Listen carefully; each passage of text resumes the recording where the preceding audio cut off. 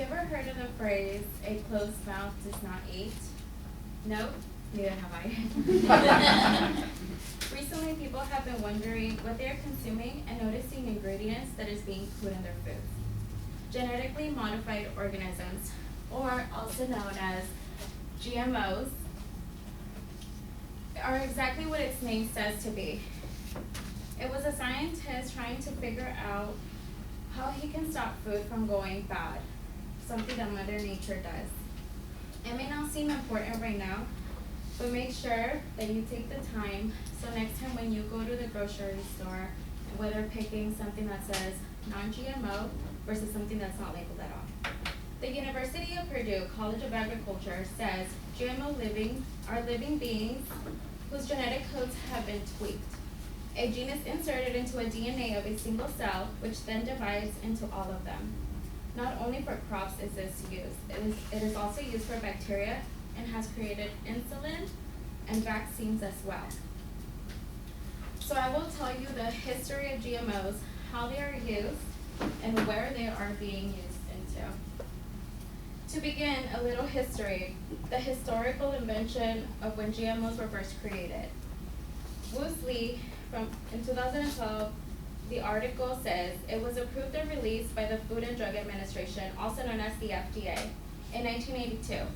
People consider this to be a frankenfood, which they think that it's harming us, while others think it's a hero that is providing for us. Over 3,000 varieties of crops have been produced by chemical irrigation and mutagenesis, and they are being consumed here in the US, Europe, and Asia, according to Erno from a scholarly source. Massive growth in population has caused these drastic measures to feed the hungry world. Woosley says it wasn't until 1994 that a GMO tomato was first sold in a grocery store. The Grocery Manufacturers Association by Potenza says 80% has GMOs of our food, and we aren't even noticing what we are eating. Erno initial description of gene editing crops says in 2019 they have applied it to more than 50 plant species. And did you know that the US does not require that food is actually labeled saying if it has a GMO or doesn't? Now that you know a little history of the GMOs, let's see by what methods they're being created, how they are used.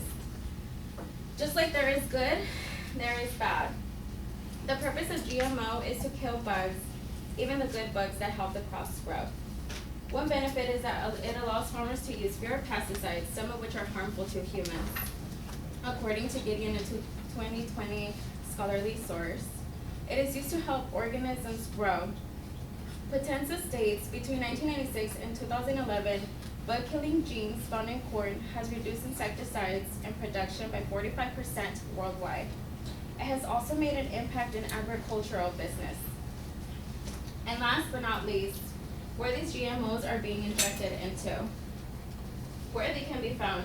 GMOs most of the time are found in our plate and in our drinks.